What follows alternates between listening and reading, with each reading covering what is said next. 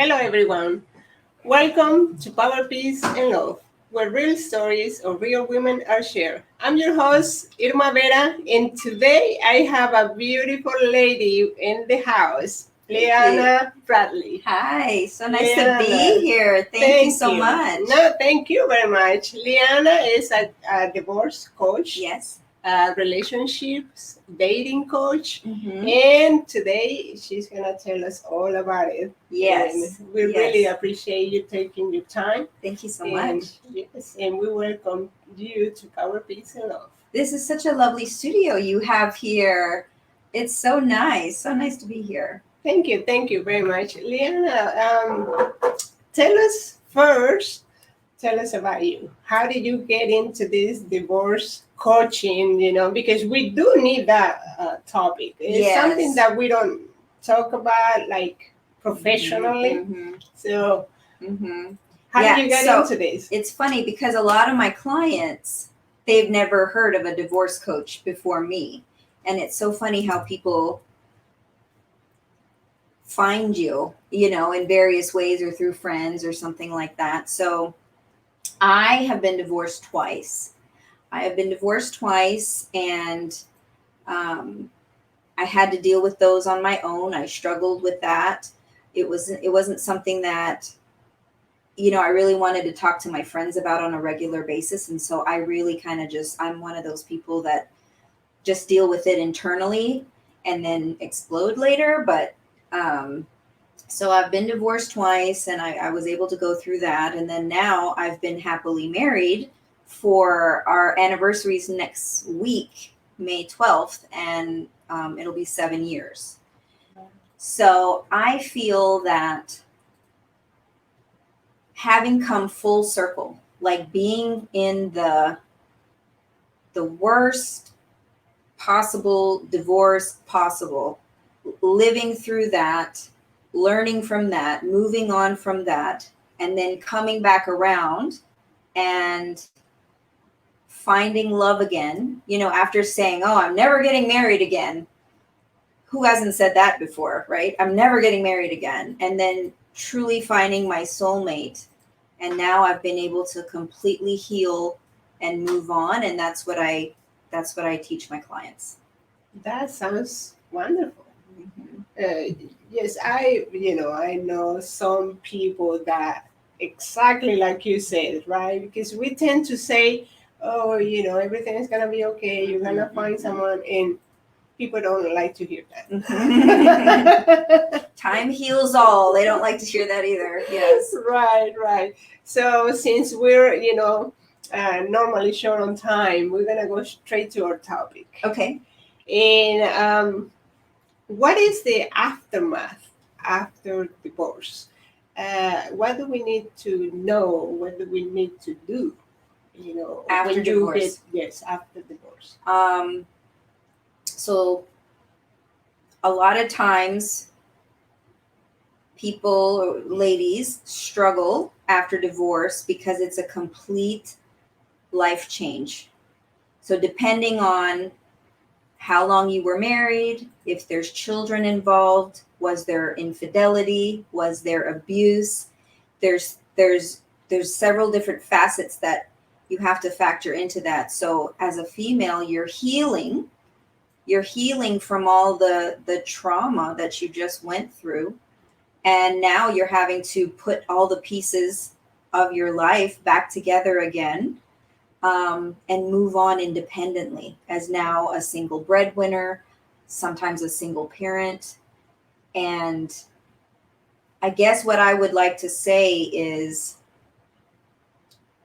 it's okay to ask for help. I i i think you should ask for help. There are people there are resources out there for women that are going through heartbreak. Heartbreak can turn your life upside down and not make you able to function the way you're used to functioning because you're so distracted. um, but it's definitely something that you can overcome. You pick yourself back up, if you're able to have a really good support system around you, and take the time you need to heal and grow and move forward as a healthy single woman. That is wonderful to hear. Yes. Um, what is the most, the most common, let's put it that way, Mm-hmm. cause of divorce?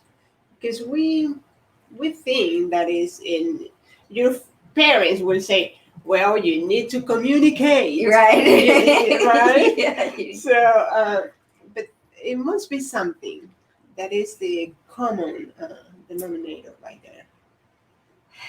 That's tough.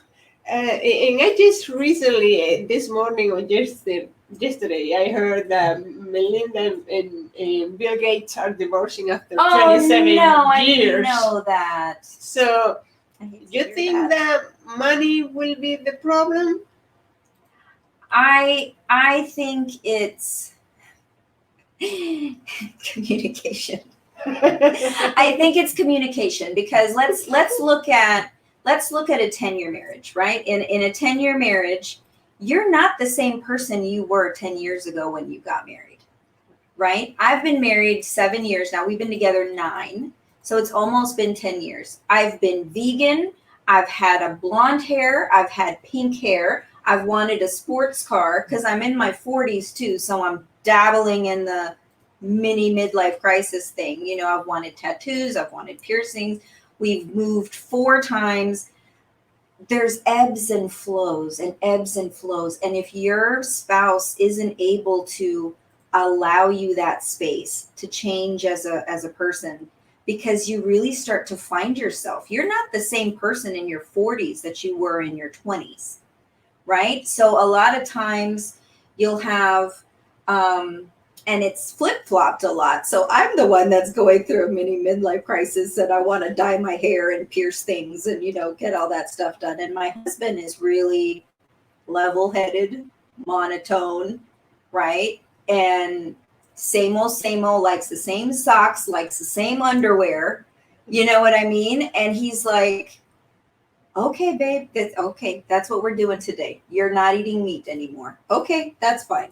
Right? And because he allows me to be me, and I allow him to like the exact same pair of socks for the last 9 years, it has to be the certain brand, a certain color. And so I think people grow apart because they don't know how to grow in tandem. So I think that's what happens is that they're like, well, he changed. He didn't used to be like this, or and that's gonna happen. People are gonna evolve over time. Absolutely, absolutely. I read something also, and I meant to, uh, ask this question previously to Okay. the audience, but anyway, I have it right here, and I got this statistic from the census here from the United States, and it showed that 39% of marriages in divorce. Uh, so and it's not much difference. And we're talking about a year, the last year that has been 2020. a Mm-hmm. pandemic. Mm-hmm. So it seems like things hasn't changed much. So divorce is okay. Um, you mean the divorce rate? The divorce rate and Um, divorce itself. sorry, I'm muting this. Um, well, over the past like 5 years, I would say the percentage of people getting married has declined.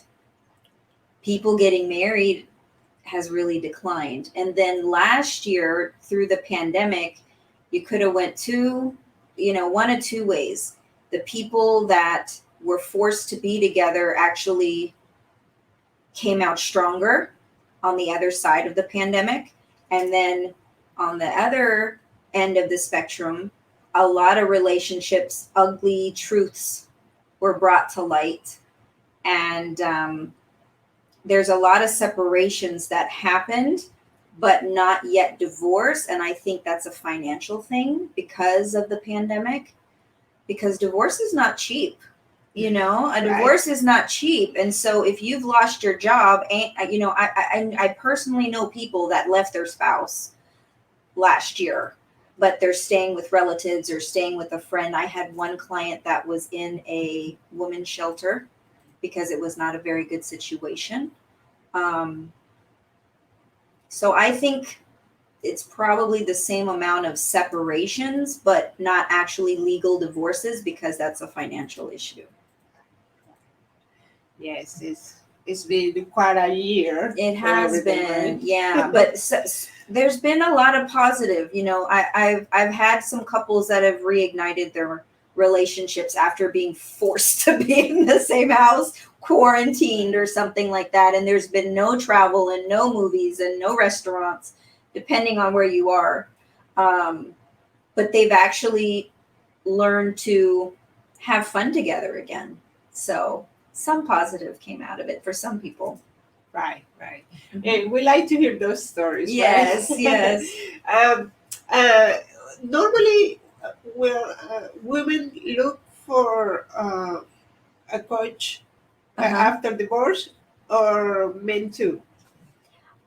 I don't personally have any male clients. I've Ah, had men reach out to me, and I've done discovery calls with men.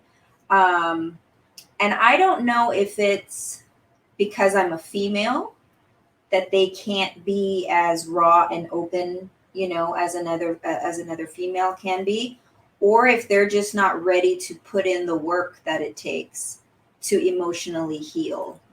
So all of my current clients are female, and that's my preference. So I don't know that I would necessarily accept males now because I'm 100% for women supporting women.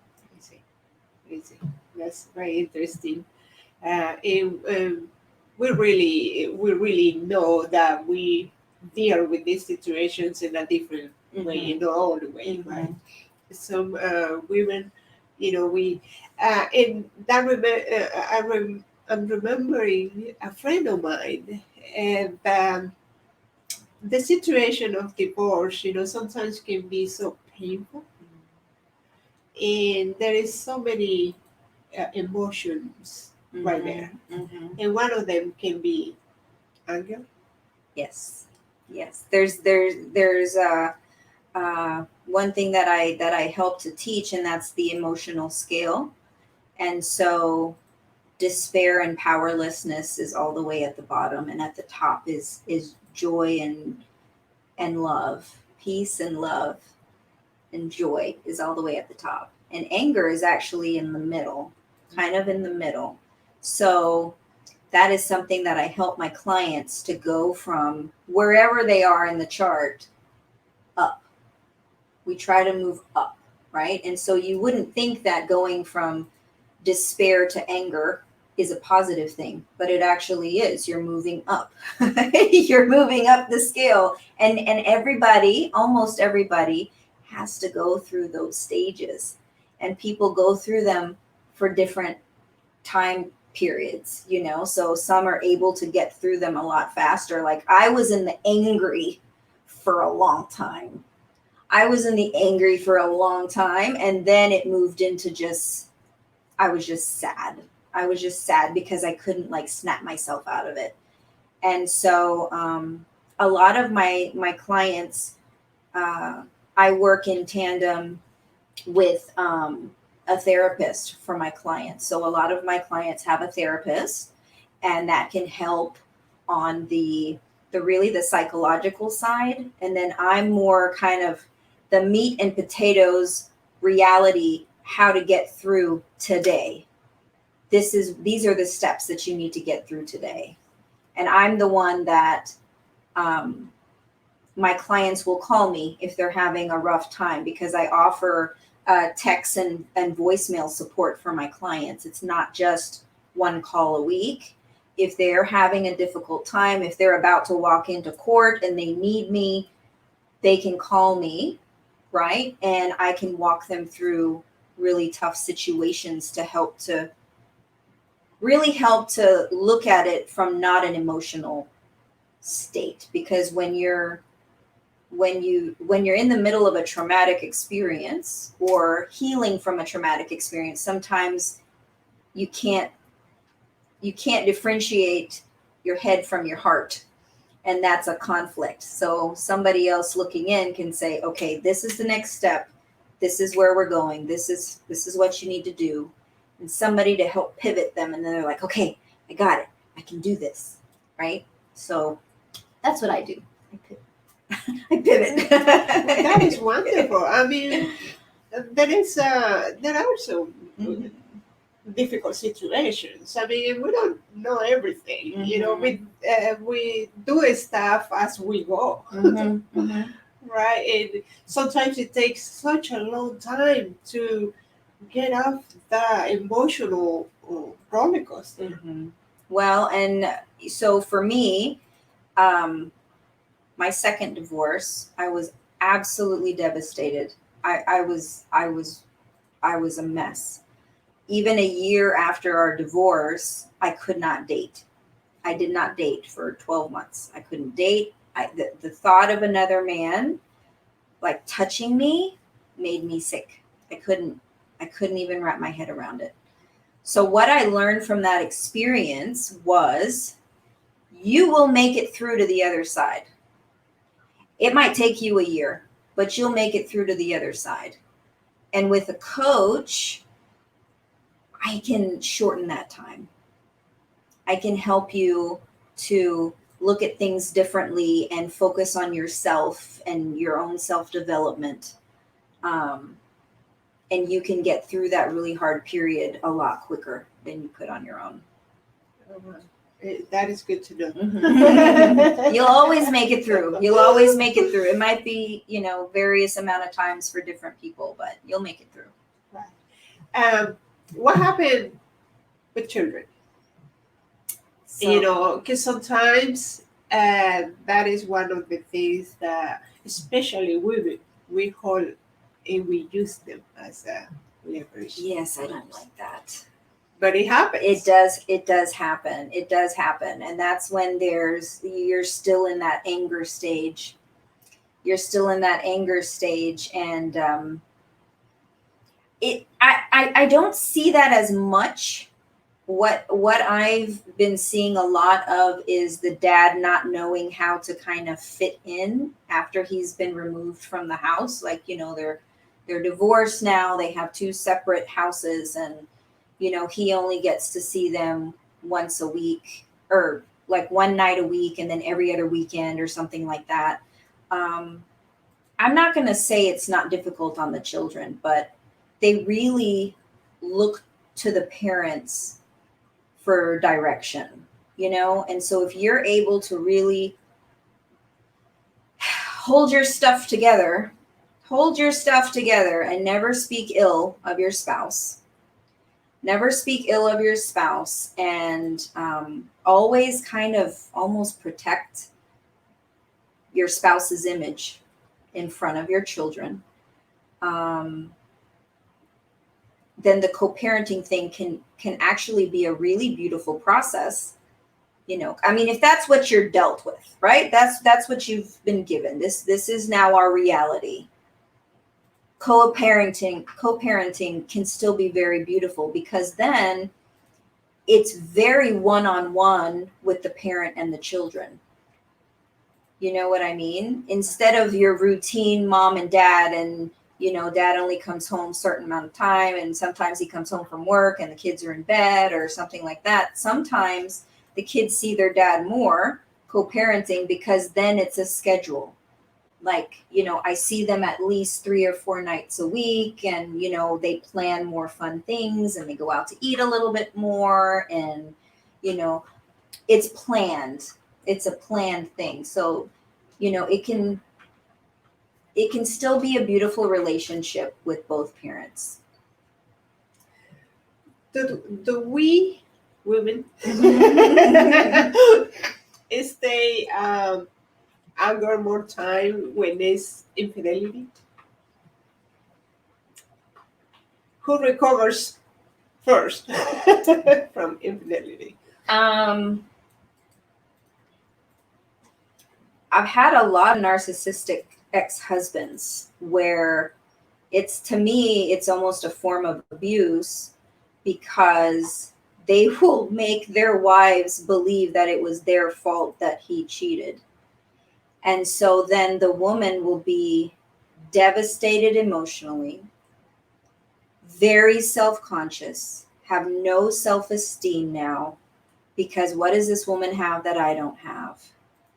And so there is anger, yes, but there's so much more. There's so much more than just anger. Anger is a part of it, but then they turn inwards and they blame themselves. Well, if I didn't nag, if I didn't gain 20 pounds with our last child, if I, made sex more of a priority, then he wouldn't have done that. I made him do that. And I'm like, no, no, no, no, no, no, no. It is not your fault. It is not your fault. And no, no, it's no. So, yeah, anger is one part of it, but almost a small part of it. Because then there's the tug of war with yourself as a wife. Do I try to save my marriage? And will he do this again? Do I try to work through this? And will he be faithful? And that's so hard for a woman to overcome. It can be done, but it definitely takes two parties giving 110% to make it through that situation. Right.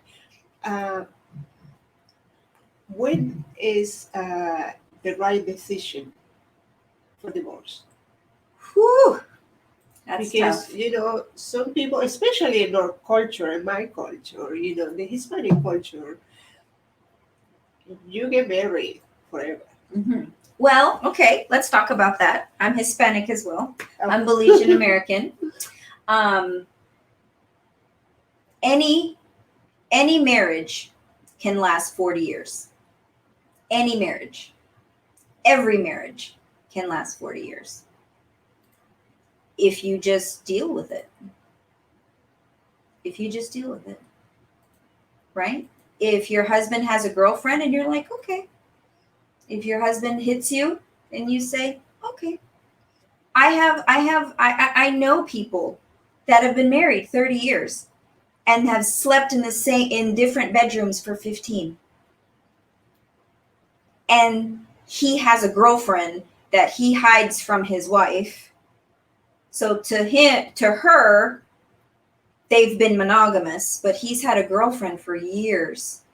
But they will not get a divorce because of their religion. Now, I don't judge anyone. That is not my place to judge. I believe that I'm a very forward-thinking coach, and I believe that if two consenting adults are happy, however you want to be married is fine. If you want to have a multiple people situation in your marriage, if both parties are open and honest and happy, that's fine. That's fine. However you choose to love is fine with me. So anybody can stay married if that's what you want to do. When is it time to get a divorce? It's going to vary by person. For me, I know that in my first divorce, what happened was I am Catholic. And so we were together 9 years. And probably at year 5, I was not happy. We did not have a good relationship at all. I was not happy. But I told myself, I'm Catholic. You don't get a divorce. That's not what you do. You made your bed, you lay in it. I told myself that, right? And so then year 6, year 7, year 8, I realized at year 8, I couldn't recognize myself. I did not recognize myself. I had gained like 50 pounds, like 45 or 50 pounds. I was so unhealthy. I ate everything and anything. I didn't want to be with my friends. If he didn't take the trash out, I would lose my shit. Sorry, I don't know if I'm supposed to cuss. I would just go crazy over the trash. And I was like, what are you doing, Leanna? This is not you. This is not you. So you can force yourself to be in a situation where you know you're not happy. But at that point, I would say, now I'm a marriage advocate. I'm not a divorce advocate. Okay. So I always try to help somebody to mend their marriage because I do believe in marriage. So at that point, when you realize I am not me, I don't know who I am anymore, I am not happy, that's when you reach out for help, right? That is when you reach out for help and you're able to get an unbiased opinion, somebody that knows what they're talking about. You know, you can do a divorce coach and ask questions, or you can ask, a relationship coach, most or both, divorce and relationship coach. And you sift through everything, and you break apart the marriage in different phases and where you are and where your spouse is, and if it's something that's mendable or not. So I'll never say, oh yeah, time for divorce, so you have to really, every situation is different and very intimate. I love that answer. Thank you. Absolutely. I mean, it answers the rest of the question that I have. Oh, okay. Well, there you go. Right. There you go. And it is definitely beautiful to hear that. Right? We are the one. It's our decisions how long our marriage is gonna last. Right? Nobody else's. Not even your partner in this case. Yeah, right? It's yeah. your decision. It it's is. Your happiness. It is. It is. You're so right on point. Oh, thank you. So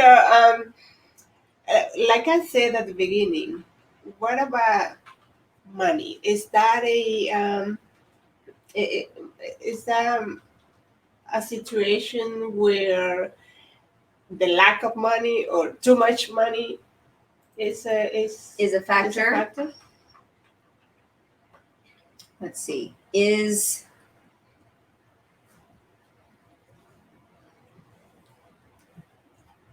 So if you're in a healthy relationship, money isn't as big of a factor because you're both wanting the same thing, right? So you can be a low income family, but both of you are working hard to pay the bills and put food on the table. So you can have a healthy relationship at any income bracket. And you can have a horrible relationship at any income bracket. So if you're in a low income bracket and you're both working hard towards the same goal, you're going to be happy. Your marriage can survive. But if your spouse, if that's hard on his ego, right? Like if he lost his job and it's hard on his ego and I refuse to ask my parents for money or something like that, that's how arguments can get started, and that can turn sour very quickly. But yeah, if it's a healthy partnership at any income level, I don't think it's the recipe for divorce. See, everybody, you hear this professional coach right here. So it's not all about money or anything else. It's teamwork. It's teamwork. And we'll get into our last questions, but what is the secret to a good relationship? And you said it, actually. You said it, but can you be a little bit more specific? Okay, well, I asked my husband this before I left. He was in the shower, and I said, honey, what's the one thing that you think a wife needs to have a happy marriage? And he said, she needs to be able to cook. That's what he said. That's what he said. Needs to be able to cook. So I would say don't hold a grudge. I would say don't hold a grudge. I want to tell you a story. Do you have time for a story? Sure, Okay. sure. I want to tell you a story. So I was with my first husband, and his parents had been married at the time for probably 35 years. Okay. And I had never seen that. I had never been around a couple that were still together for so long and actually loved each other. They still loved each other. They were each other's best friends. They did antiquing together. That was their hobby that they both liked. And so we were all sitting down at the table, and the wife got up and she was passing out the dinner rolls. She asked her husband, "Would you like a dinner roll?" And he blew up at her. He blew up at her and he said, "You know, I don't like those rolls. You know, I don't like those rolls. It gives me heartburn. Why the hell are you going to ask me if I want a roll? I don't want a damn roll." And I just kind of sat back, right? And she took the bread, turned to me and said, "He's just in a bad mood. He's just in a bad mood." And then she walked away. And in that moment, I realized you give him his moment. He's not a jerk all the time. He just had a moment of jerk, right? And she didn't say, "How dare you talk to me? And I spent 2 hours making these damn rolls, and you're going to eat a roll," and slam it down and walk off and not talk to him for 2 days. That's a 15-year-old response. And she did not do that. Because he's a very kind, loving man, but he was just having a moment, you know? And so in that one instant taught me so much. That was 25 years ago, you know? But that taught me so much. You just got to let it go, ladies. You got to let it go. Now, I'm not saying don't accept that treatment every single day for, ever. But, if you're both in a loving relationship and he's having a bad day, it's okay. Let him have the bad day. Tomorrow will be better. We love it. Yeah. We really appreciate, these beautiful tips, these beautiful, advices. Ladies, you heard it. We're gonna say hi to my sister Imelda. Thank you very much. Oh, hi, Imelda. She's watching us from Mexico, from Veracruz. And Oh, thank you very much, thank and everybody you. who's joined us in the conversation. And post your questions, ladies. And if it's not here, we can answer them later. So Yes. thank you very much.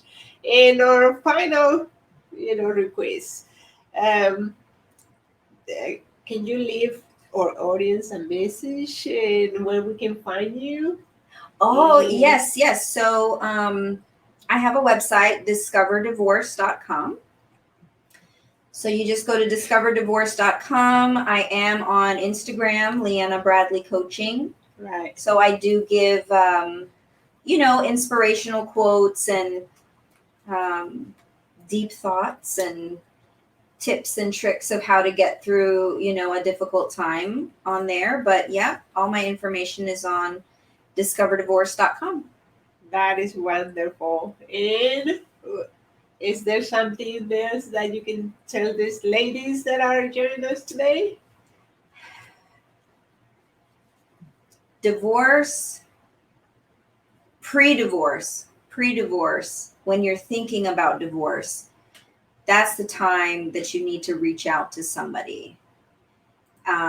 Because there always is the possibility of saving the marriage if that's something that you want to do. And if it's not something you want to do and you're ready for a divorce,